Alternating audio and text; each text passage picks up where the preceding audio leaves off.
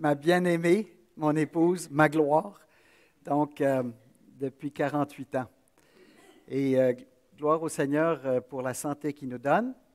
Ce n'est pas le cas de votre pasteur. Il est chez eux.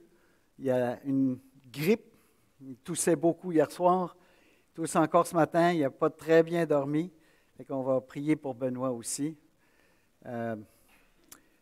Je suis pasteur à Rosemont, 35 ans. Ensuite, 3 ans et demi à Saint-Léonard. Et maintenant, nous sommes membres à l'Église baptiste évangélique Renaissance de Rivière-des-Prairies à Montréal, dans l'est et le nord de Montréal. Et pasteur Hugo Étier est maintenant le pasteur là. Il était avant ça à Rivière-du-Loup. Maintenant, il est à Rivière-des-Prairies.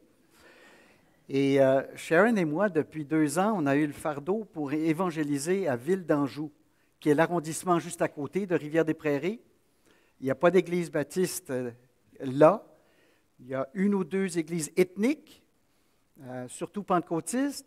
Donc, on a dit, je pense qu'il y a 35 000 raisons pour aller à Ville d'Anjou.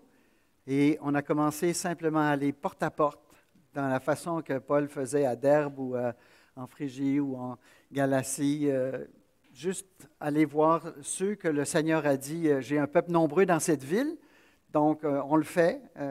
Toutes les 2 semaines, il y a une réunion. On est 18-20 maintenant, dans le dimanche après-midi. Ils ont leur propre église, ils restent dans leurs églises, mais ils ont accepté de venir les uns soit par intérêt, les autres parce qu'ils recentrent leur salut sur Christ seul. Ils ont peut-être été dans des églises africaines ou haïtiennes ou québécoises où ce qu'on enseignait, oui, Jésus, mais fais ce qui est droit, fais ce qui est juste.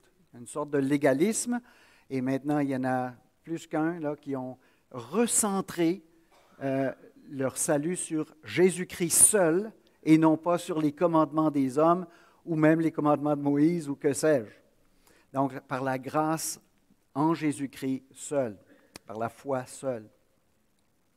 Donc, on demanderait au Seigneur d'implanter une église là en temps et lieu. Pour l'instant, c'est un projet de rayonnement et je vous demanderai de prier, s'il vous plaît, pour l'œuvre à Ville d'Anjou. Je crois que Benoît reçoit une lettre à tous les 2-3 mois concernant Ville d'Anjou, mais je vais vous envoyer ça en tant qu'Église que je vous demande, s'il vous plaît, comme échange. Je vous apporte un message ce matin. Vous priez pour nous à Ville d'Anjou, s'il vous plaît. J'enverrai une lettre de nouvelles pour cet effort de rayonnement à Ville d'Anjou. Je connais Benoît depuis un bon bout de temps. On était directeurs ensemble dans Sembec pendant de nombreuses années. On a eu du bon temps. Je connais aussi plusieurs autres dans l'Église. Richard était là. Le voilà, OK. Il était membre à Rosemont un bout de temps. Et je connais beaucoup d'autres aussi parmi vous, gloire à Dieu. Pas beaucoup, mais plusieurs. C'est un honneur d'être ici. On habite à Shefford, fait que ça prend quoi? 1h20, 1h30.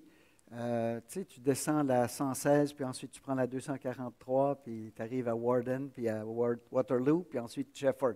Et on habite en haut la montagne. Fait que vous êtes les bienvenus, visitez-nous. Il n'y a pas d'église à Waterloo pour l'instant. Il y en avait une. Il n'y a pas d'église à Bromont. Fait que priez pour la vision que le frère de Éric a, de relancer une vision pour tous les villages et les villes autour de Granby. Donc, sans doute que vous avez aussi une vision. On va prier pour vous, prier pour nous. Cette année passée, j'ai été très occupé, pas seulement avec Anjou, mais on m'a invité de parler à Sembec sur la question de la théologie de la Nouvelle Alliance. Alors, il y allait avoir un enseignant qui prendrait la position de la théologie dispensationaliste face à la relation des 2 testaments. La question de base, c'est quoi la relation des 2 testaments, l'Ancien et le Nouveau? Comment sont-ils reliés? Alors, on peut se poser cette question-là ce matin. Le message portera sur 2 Corinthiens 3, 6 à 18, et Paul parle de l'Ancienne et de la Nouvelle Alliance. Fait que ça va être pertinent. J'ai écrit un livre là-dessus pour me préparer pour le colloque où on m'a invité de parler, non pas de la théologie dispensationaliste, non pas de la théologie de l'autre côté, théologie de l'alliance, soit les réformés presbytériens ou les réformés baptistes, mais de bel et bien parler de la théologie de la Nouvelle Alliance qui est un peu au centre de ces deux théologies-là. On va voir donc un peu de théologie ce matin.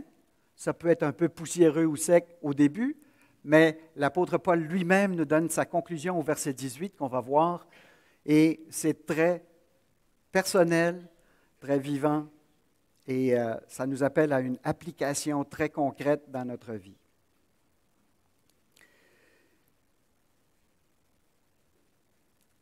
Nous allons commencer en lisant 2 Corinthiens 3, 6 à 18. Si vous avez votre Bible, s'il vous plaît, ou votre bidule, alors tournez ou scrollez à 2 Corinthiens 3, 6 à 18, et on va examiner 2 Corinthiens, chapitre 3, les versets 6 à 18. C'est bien sûr l'apôtre Paul qui écrit une lettre à l'Église qu'il a fondée à Corinthe.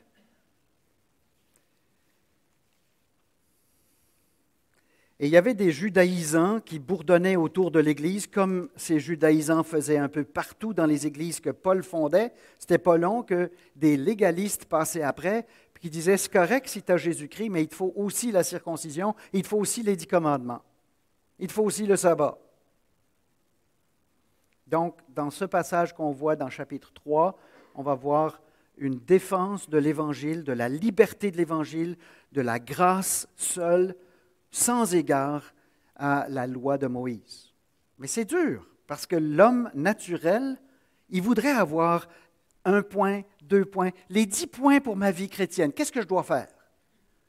Chacun s'établit une liste de règles, choses à faire, choses à ne pas faire. Chaque Église a ses petits commandements et c'est inné dans l'homme qu'on voudrait avoir un sentier très clair. OK, là je suis correct, OK, j'ai coché, tout est beau. Et ces judaïsants faisaient ça avec la loi de Moïse. Ils disaient, OK, l'Évangile est venu, c'est parfait, mais Jésus était juif, puis ça sort du judaïsme, alors il faut garder encore la loi. Alors, qu'en est-il dans notre passage de 2 Corinthiens 3, 6 à 18? Lisons. « Il nous a aussi rendus capables d'être ministres d'une nouvelle alliance, non de la lettre, mais de l'esprit, car la lettre tue, mais l'esprit vivifie.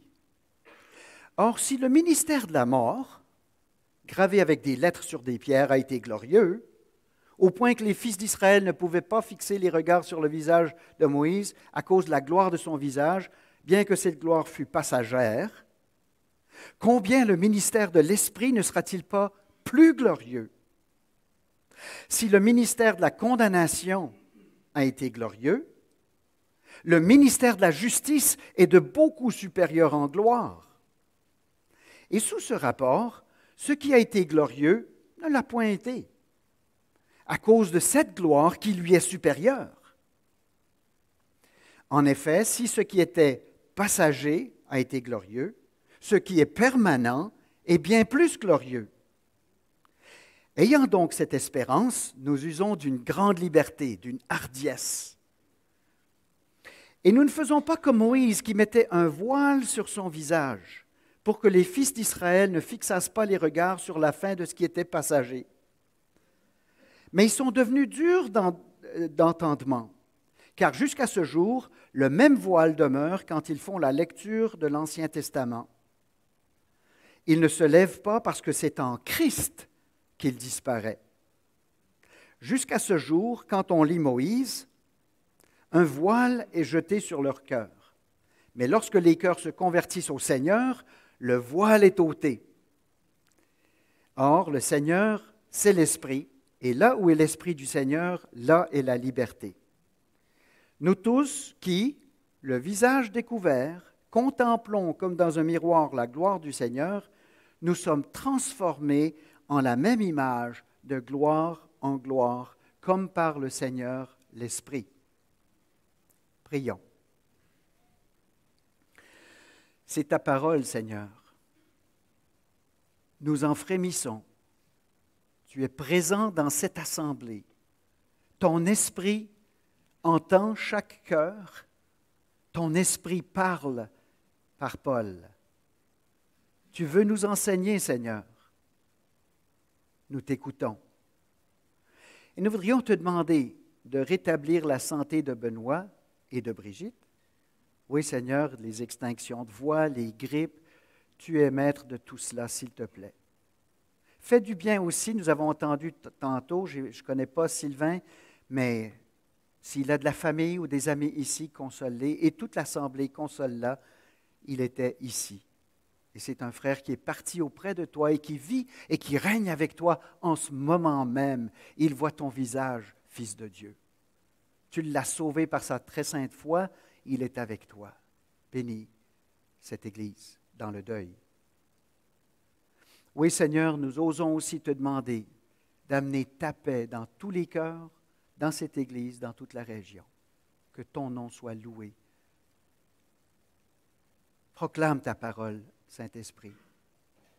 Applique la parole dans nos cœurs. Au nom de Christ.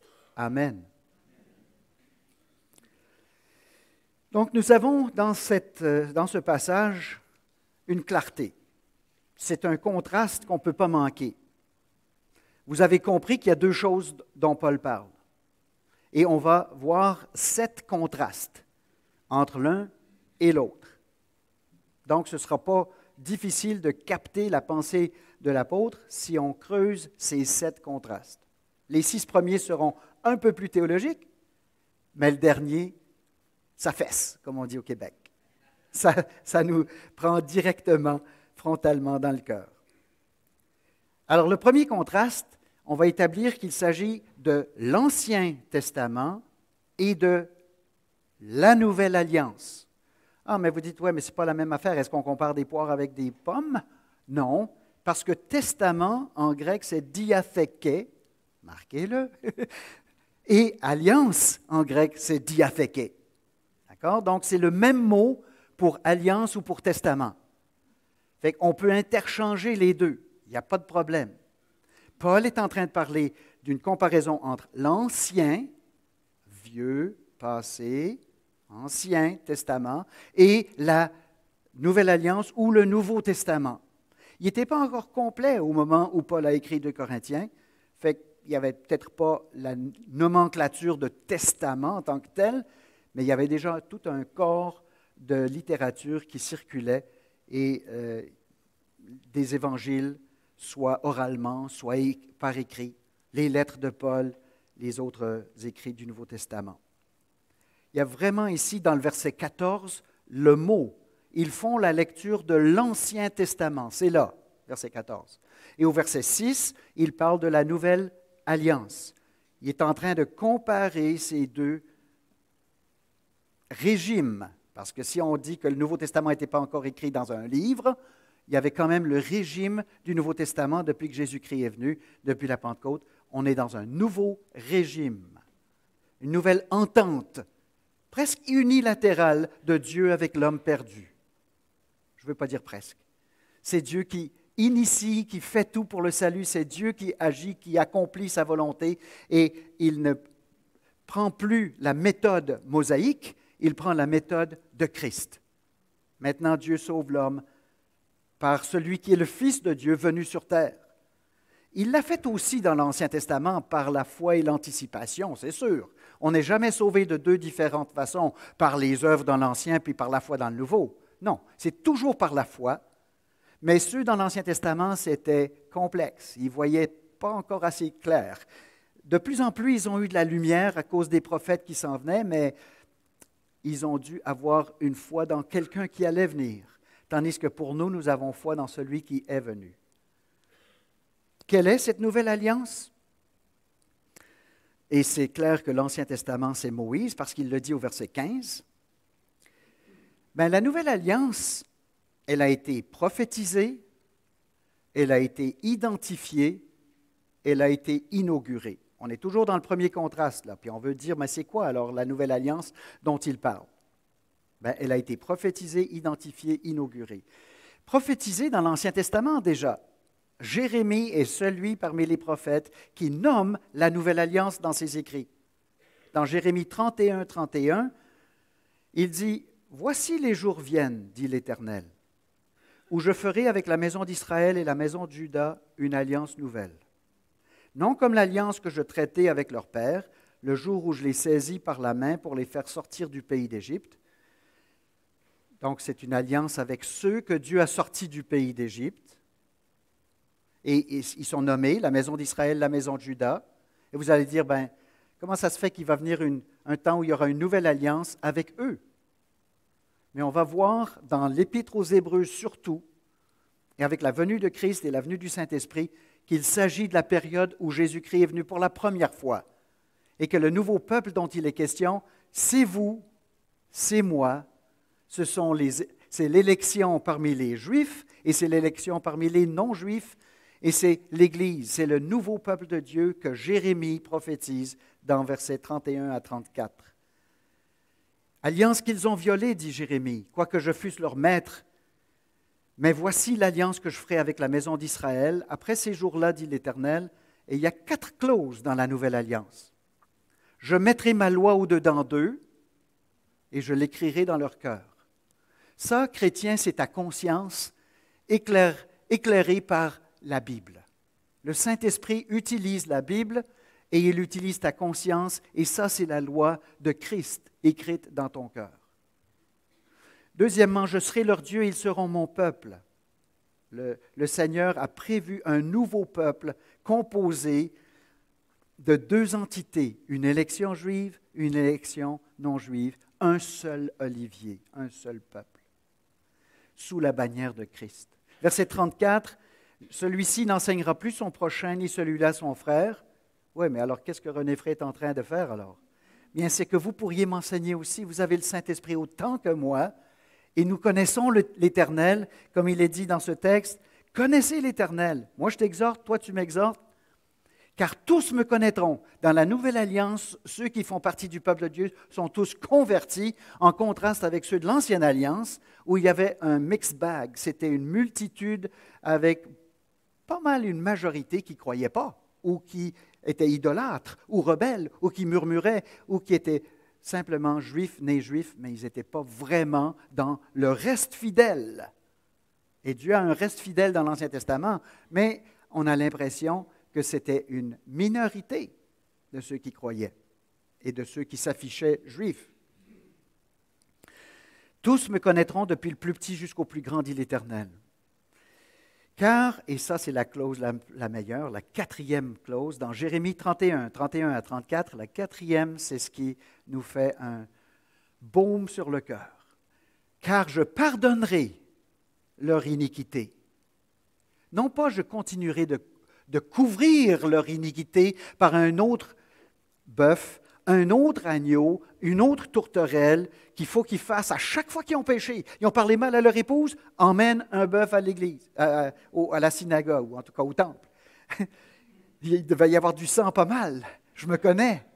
Les péchés, c'est à profusion, avant et après la croix. J'en ai, tu en as.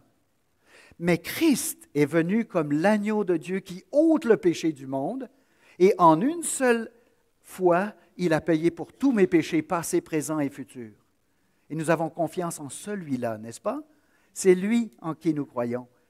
Nous n'avons plus besoin de garder les sacrifices, comme dans la loi de Moïse. Je pardonnerai leur iniquité, je ne me souviendrai plus de leurs péchés. Il ne s'en souvient seulement pas. Nous, quand on pardonne, on garde une liste. Mais il faudrait qu'on pardonne comme lui, qu'on pardonne et qu'on oublie. Donc, Jérémie en a parlé. Je n'ai pas le temps de continuer. Ézéchiel en a parlé aussi, et j'irai beaucoup plus rapidement avec Ézéchiel. Je lirai juste le verset, chapitre 36, versets 26 et 27.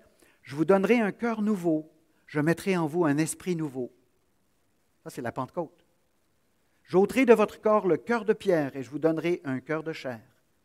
C'est ce qui est arrivé dans ta Pentecôte. Le jour où tu as cru, le Seigneur a enlevé ton cœur de pierre et il t'a donné un cœur de chair. Il t'a donné le Saint-Esprit en toi. Jean tremble Je parle à des gens qui ont l'Esprit de Christ devant moi. Vous parlez à quelqu'un qui a l'Esprit de Christ en lui, bien imparfait. Moi, l'enveloppe, là, René Frey, wow, vous ne me connaissez pas.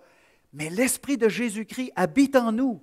Église de Victo, vous avez l'Esprit de Dieu vivant en vous, comme dit Ézéchiel en parlant de la nouvelle alliance. Je mettrai mon esprit en vous, je ferai en sorte que vous suiviez mes ordonnances.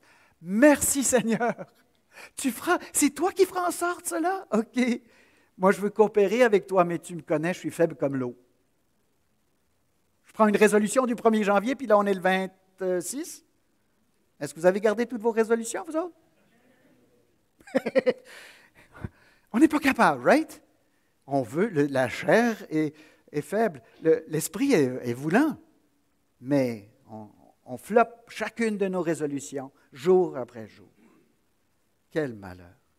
Et l'esprit travaille en nous. Et c'est lui, dit Ézéchiel, comment il dit ça? Je ferai en sorte que vous suiviez mes ordonnances.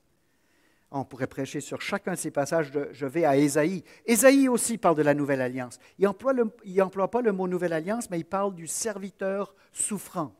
Et par 4 cantiques ou chants ou poèmes, dans Ésaïe 42, 49, 51 et surtout 53, vous connaissez Ésaïe 53, celui qui prend le péché, notre iniquité.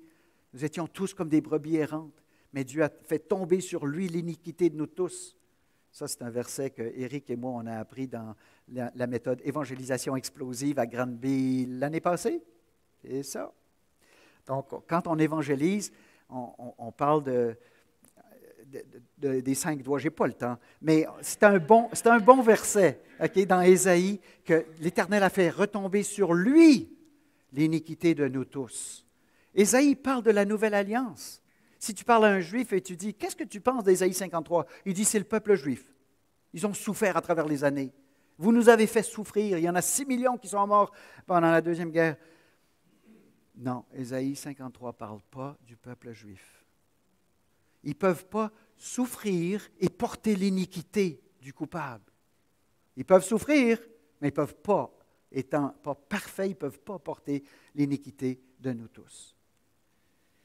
Donc, dans Ésaïe 42, « Moi, l'Éternel, je t'ai appelé pour le salut, et je te prendrai par la main. » C'est Dieu qui parle à son Fils. « Je te garderai, je t'établirai pour traiter alliance avec le peuple. » Le peuple juif, ça c'est correct ça. Virgule. « Pour être la lumière des nations. » Voyez-vous, l'élargissement déjà dans les prophètes. Et il le répète, si on n'a pas compris, là, 49, 6. Donc 42, 6, maintenant 49, 6, il dit, « C'est peu que tu sois mon serviteur pour relever les tribus de Jacob et pour ramener les restes d'Israël. Je t'établis pour être la lumière des nations, pour porter mon salut jusqu'aux extrémités de la terre. » C'est une prédication, là, mais on continue. Joël aussi en parle. Joël parle de la nouvelle alliance, sans employer le mot nouvelle alliance. Il dit, « Après cela, je répandrai mon esprit sur toute chair. » Et qu'est-ce qui arrive dans Acte 2? L'apôtre Pierre prêche un message à 3000 personnes qui se convertissent, et il dit, « Ceci est cela. » Les gens pensent qu'ils sont ivres. Voyons donc, c'est dimanche matin. On croit que la Pentecôte, c'était aussi dimanche, là.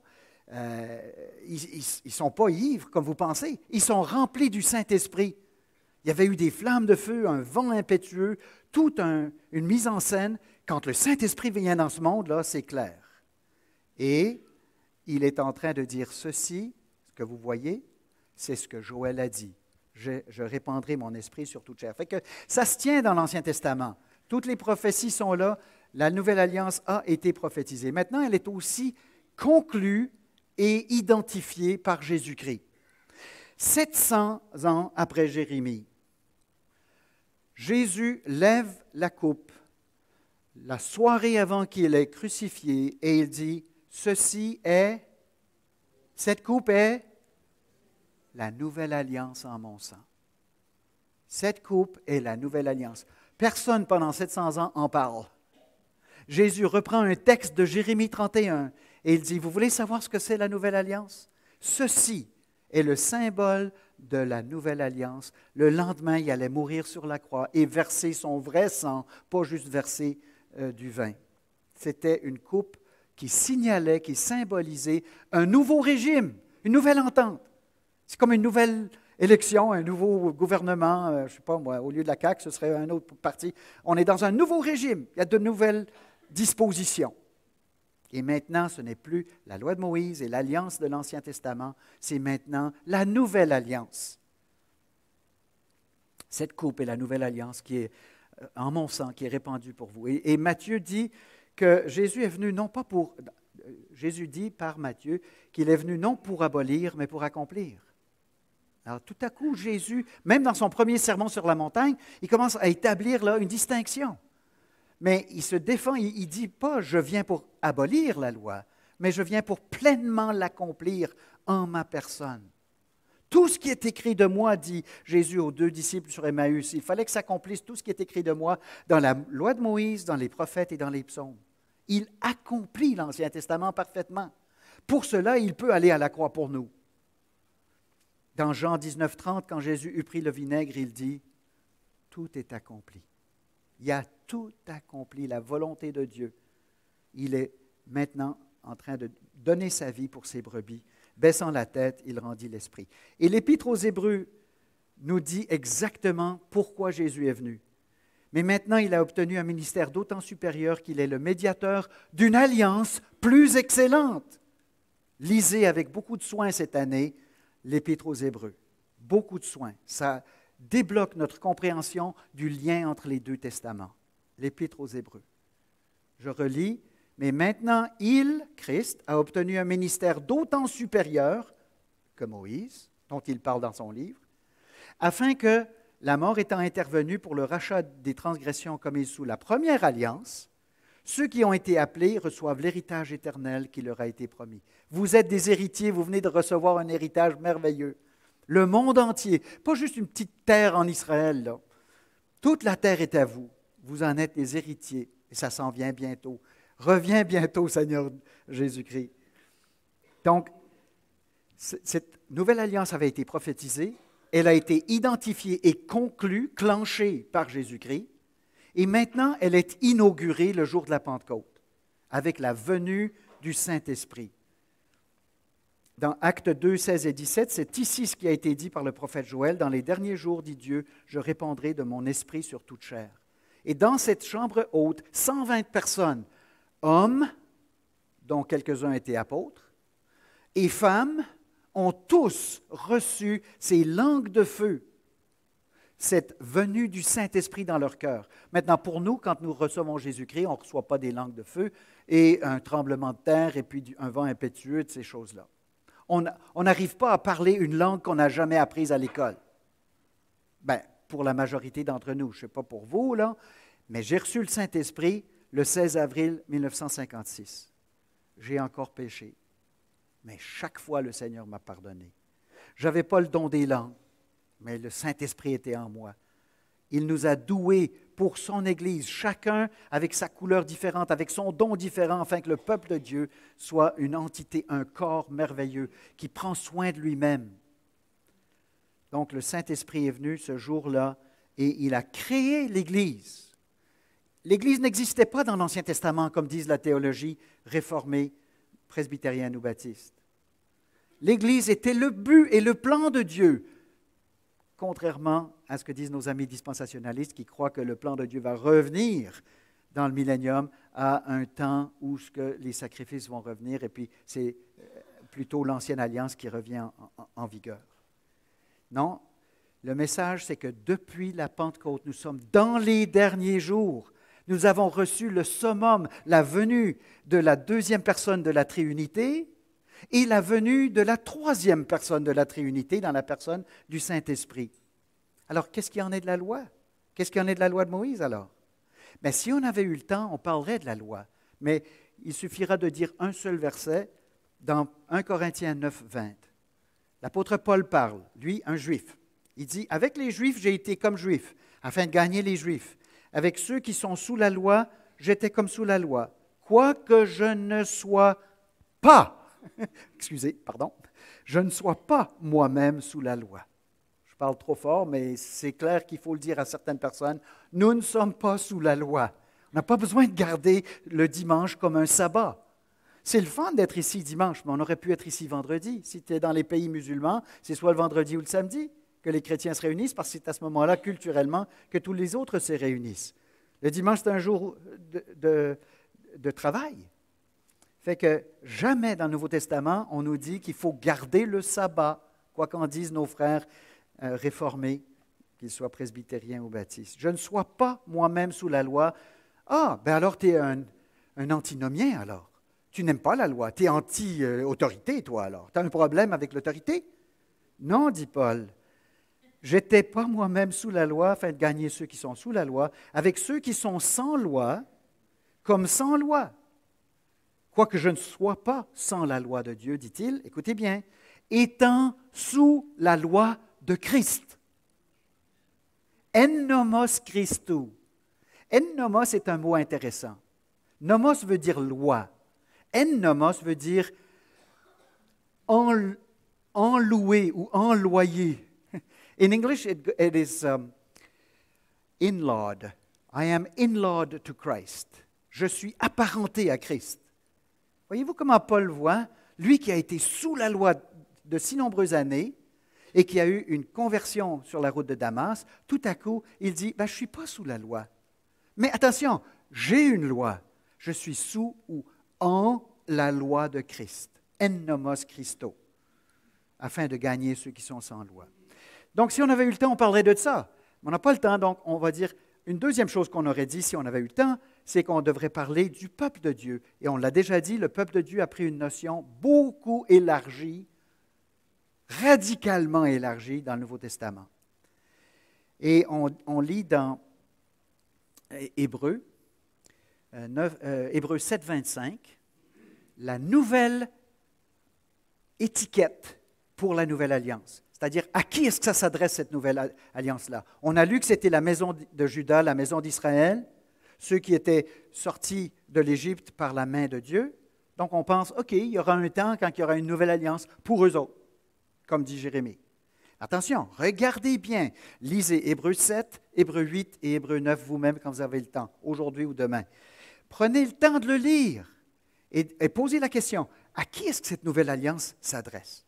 Si tu lis seulement le passage que Hébreux cite Jérémie, on pourrait encore penser qu'il s'agit peut-être d'Israël, et il y en a beaucoup qui le disent. Mais si vous posez la question jusqu'à vous creuser les méninges de trouver la réponse, vous allez arriver au chapitre 7 et verset 25 qui dit « C'est aussi pour cela qu'il, Jésus-Christ, peut sauver parfaitement ceux qui s'approchent de Dieu par lui. » C'est large. Ça inclut Victo, Shefford, Anjou et tous les coins du globe. Ceux qui s'approchent de Dieu par lui.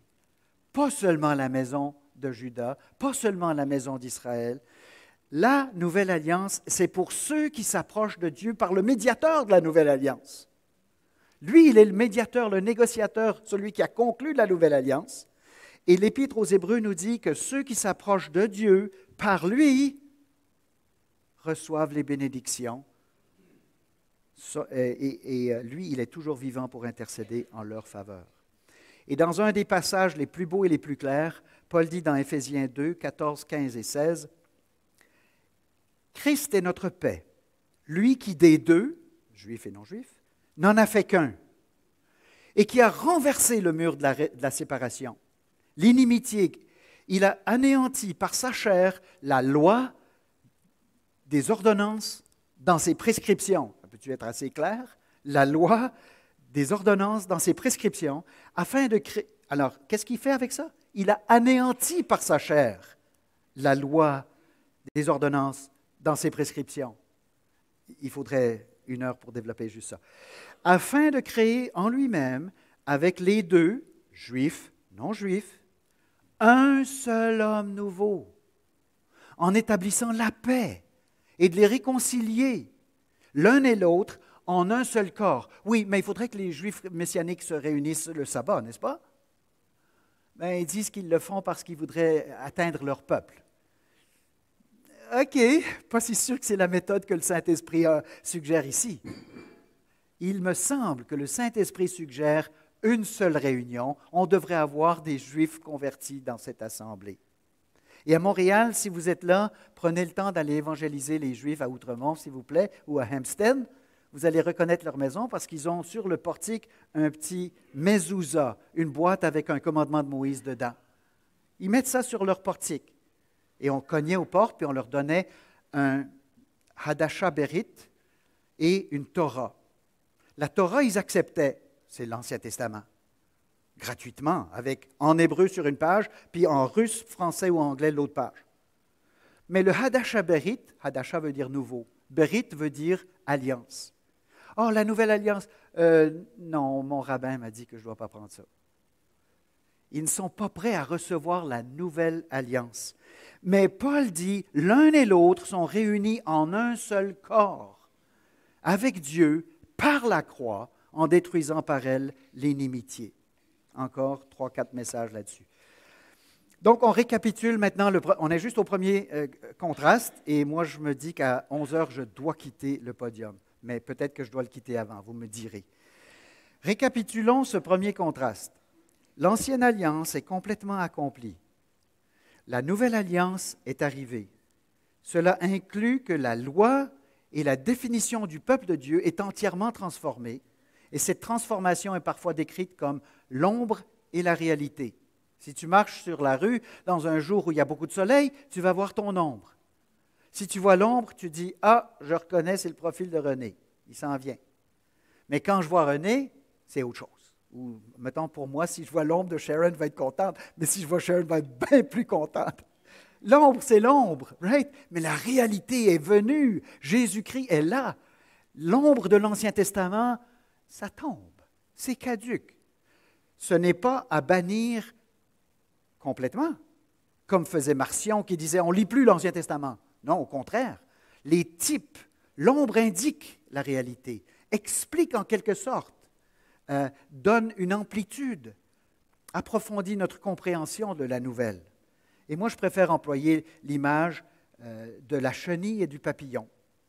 3-4 messages là-dessus, mais vous connaissez l'histoire. C'est le même animal, mais qui est transformé à travers la chrysalide dans un papillon. Est-ce que le papillon, il retourne à la vieille bouette où la chenille rampait à terre? Non, le papillon, il vole dans l'azur.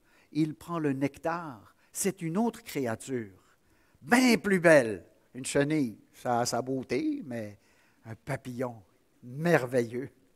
Alors, l'Ancienne Alliance a sa beauté, mais la Nouvelle Alliance est là. Elle est plus belle. Donc, nous disons que la théologie de la Nouvelle Alliance, elle a des éléments de continuité, des éléments de discontinuité et des éléments de transformation. Ça, c'était le premier contraste entre l'Ancienne Alliance et la Nouvelle. Le deuxième, c'est bien plus vite, ainsi que les autres. Le ministère de mort versus un ministère vivifiant. Est-ce que c'est ça le contraste que Paul fait? Vous l'avez entendu tantôt. Il nous a rendus capables d'être ministres d'une nouvelle alliance, non de la lettre, mais de l'esprit. Car la lettre tue. Quand tu es sous la culpabilité, là, tu ne sais plus quoi faire. Tu sais la loi de Dieu. Tu sais que tu as péché. Où te tourner? Tu es dans l'esprit de Paul, dans Romains 7. Qui me délivrera de ce corps de mort? La lettre tue. Mais le ministère de l'esprit vivifie, te libère, te pardonne. Dieu t'a pardonné, il ne s'en souvient plus. C'est un ministère vivifiant. L'alliance mosaïque, une alliance d'œuvre. L'alliance nouvelle, alliance de grâce. La loi dit, fais ceci et tu vivras. Mais si tu ne suis pas parfaitement la prescription, tu mourras. La grâce dit, je pourvois moi-même à ton pardon afin que tu vives. L'ancienne alliance avait comme but de décrire la justice de Dieu, pas de sauver. La nouvelle alliance a comme but d'annoncer la justification par la foi au Sauveur, le Christ. La loi exige la peine de mort, à moins qu'on la suive entièrement, mais l'Évangile transmet la vie éternelle à quiconque croit à celui qui a la nouvelle alliance. Je fonce. Contraste numéro 3. Glorieux versus supérieur en gloire, les versets 7 à 11 que je ne relirai pas, mais que je résumerai en disant, oui, il y avait une certaine gloire dans l'approche de Moïse. Bien sûr, c'est le prophète de l'Éternel. Il a vu Dieu, ou du moins les contours du profil de Dieu. Il a amené les 10 commandements. Il a été le libérateur du peuple juif à travers la mer. Il y a une gloire là. Si tu regardes le film Les 10 commandements, c'est glorieux. C'est wow. Mais Paul est en train de faire un contraste entre cette gloire-là et la gloire de la venue de Jésus-Christ, qui lui est bien supérieure. C'est une chose de quitter Égypte. Bravo, on n'est plus esclaves en Égypte. Mais dans le désert, ils sont esclaves de leur idolâtrie, puis de leur murmure, puis whatever. Mais quand Jésus-Christ vient, il te libère de ton passé, de la peine de mort, tu es libéré. Maintenant, c'est sûr qu'il y a 3 libérations. Il y a la libération de la punition elle-même, de la culpabilité. En ce moment, tu es en train d'être libéré du pouvoir du péché, petit à petit. Et le jour où Christ reviendra, où la résurrection arrive, tu seras délivré de la présence même du péché. La punition, le pouvoir, la présence. Donc c'est progressif, mais c'est plus glorieux parce qu'il y a une plus grande conséquence. Je fonce pour le 4e contraste. L'Ancien Testament était passager, le Nouveau Testament est permanent. Passager, permanent. Pourquoi qu'on dit passager? Je vais sauter au nœud du verset 13. Écoutez bien. Nous ne faisons pas comme Moïse qui mettait un voile sur son visage pour que les fils d'Israël ne fixassent pas les regards sur la fin de ce qui était passager. Je vous pose la question. Pourquoi Moïse a-t-il mis un voile? Pardon? Son visage luisait après avoir été sur la montagne. Merci. Frère, comment tu t'appelles?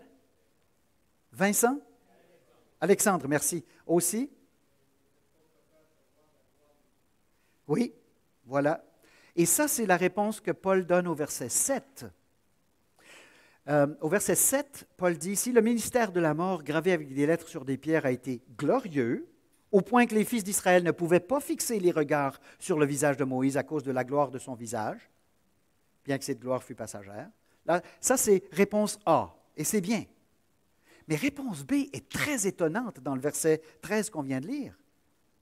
Pour que les fils d'Israël ne fixassent pas les regards sur quoi?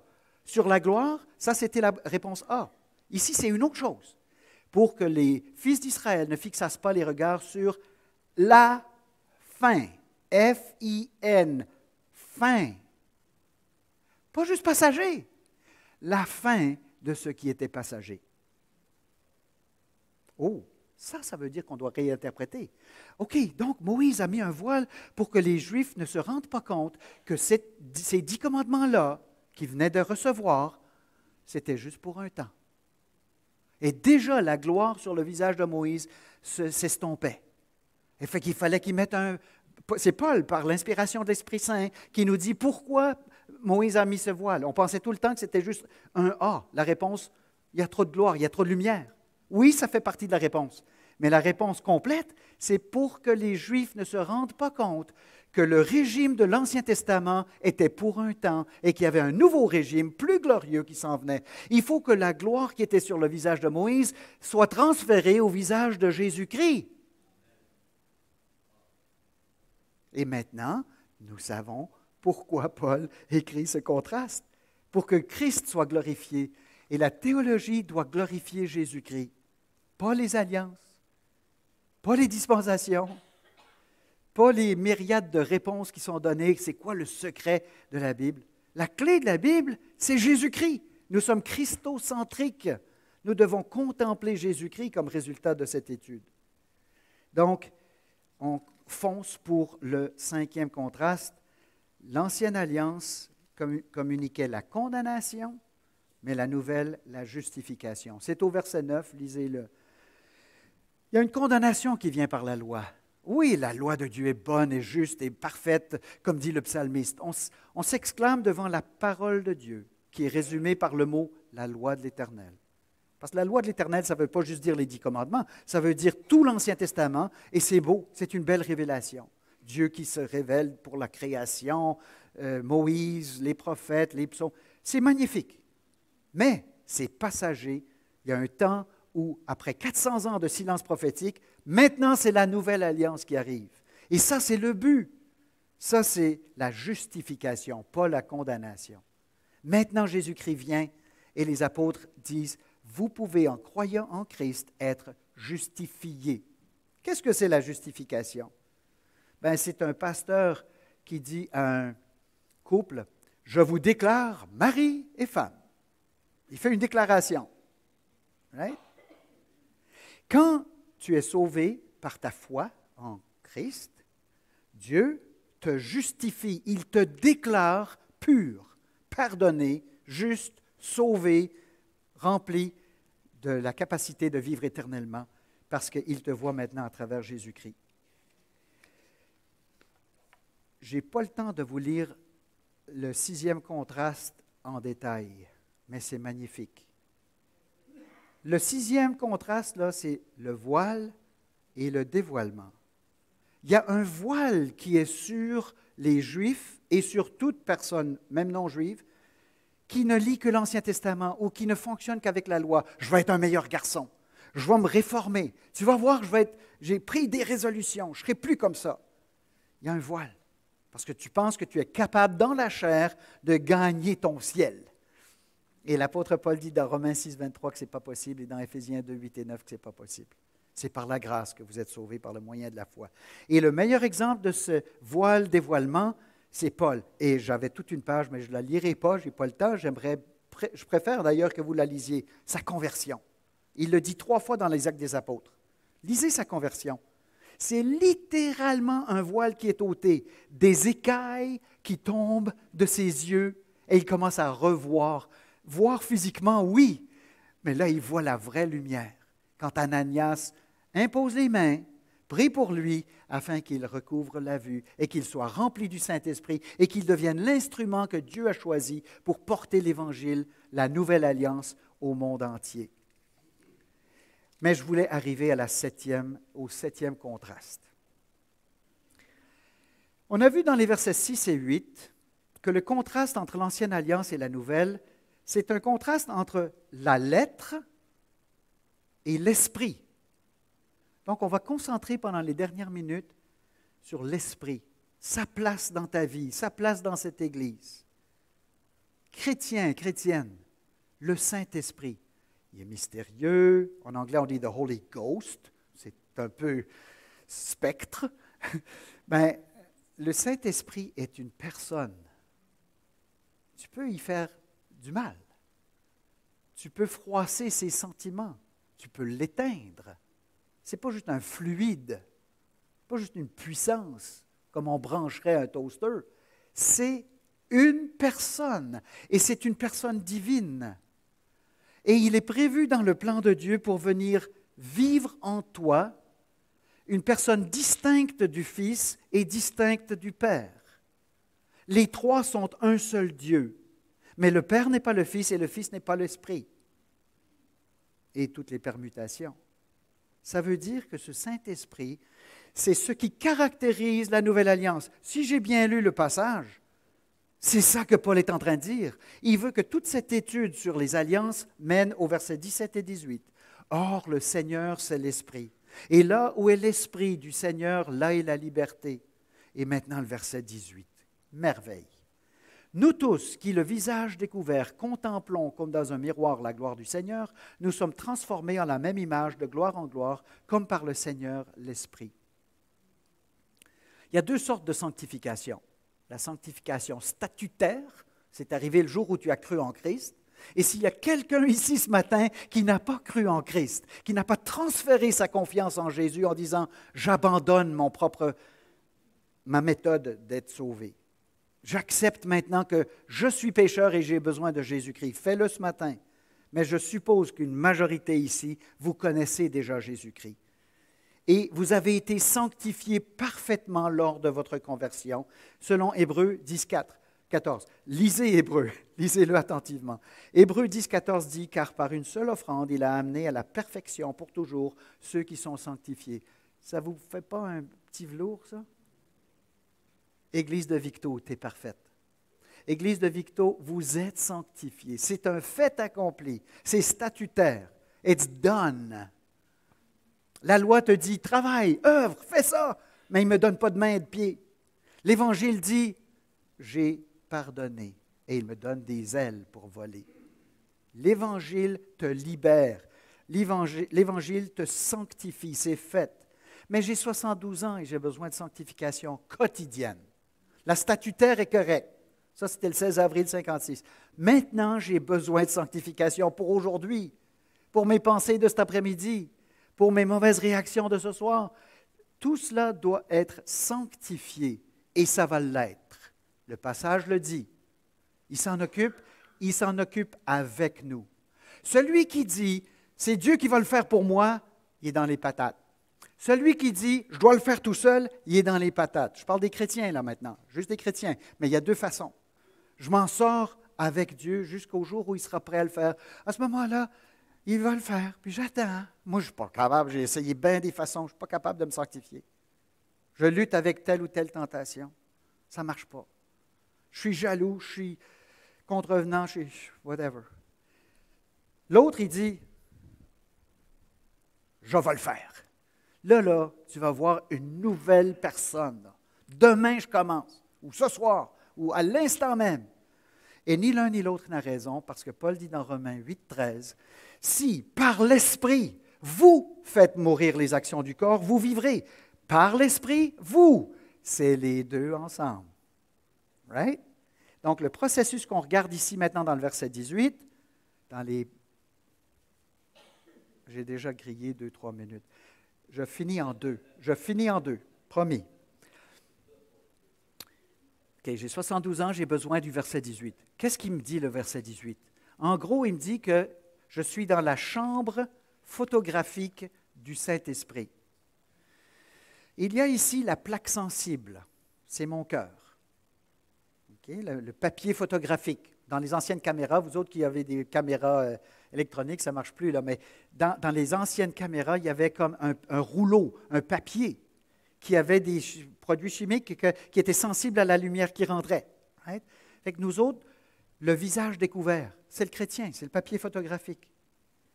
Et la caméra doit être maintenant pointée vers un objet. Nous contemplons comme dans un miroir. Alors, il dit, nous contemplons à l'indicatif, mais on peut le prendre comme un impératif, l'un ou l'autre, peu importe. L'idée, c'est que si tu veux la sanctification, tu es en train de, ou tu devrais, pointer ta caméra, et Benoît me dit que caméra, ce n'est pas le mot français, c'est l'appareil photographique, peu importe, cette affaire-là, pointe-la vers l'objet qu'il faut. Pas tes problèmes, pas tes inquiétudes, pas ce qui m'a fait, pas ce qu'elle m'a fait. Pas ton incapacité. Pointe la caméra de ton cœur vers le Seigneur Jésus-Christ. C'est ça que le texte dit. Nous contemplons comme dans un miroir la gloire du Seigneur. Il ne faut pas sauter trop vite dans un miroir. Un miroir, c'est comme une lentille. Et qu'est-ce qui est la lentille pour qu'on voit Jésus-Christ? Hello?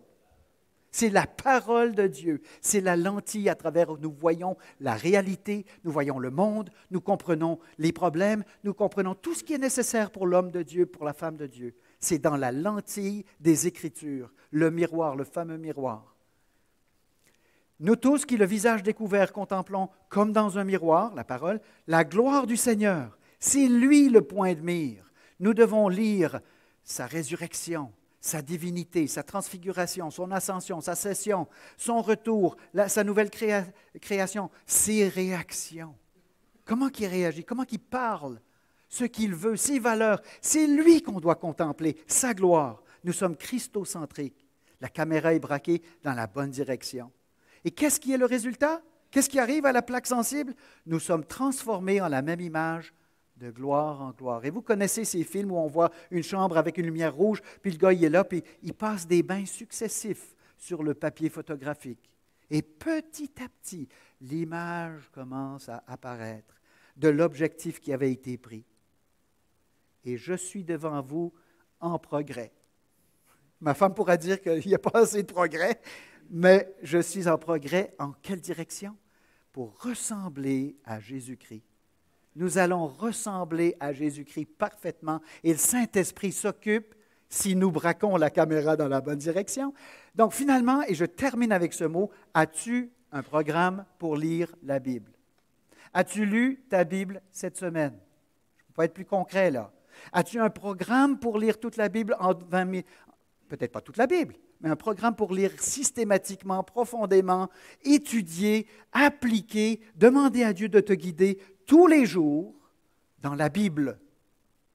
Parce que c'est ça où c'est là que tu découvriras qui est l'objet de l'Ancien Testament, qui est celui qui amène le Nouveau Testament, qui est l'objet de toute la révélation, c'est Jésus-Christ lui-même. À lui seul soit toute la gloire. Lisez la Bible, mes frères, mes sœurs. Si vous faites ça, le message aura été mis en application. Recherchez Jésus-Christ dans la parole de Dieu. Amen.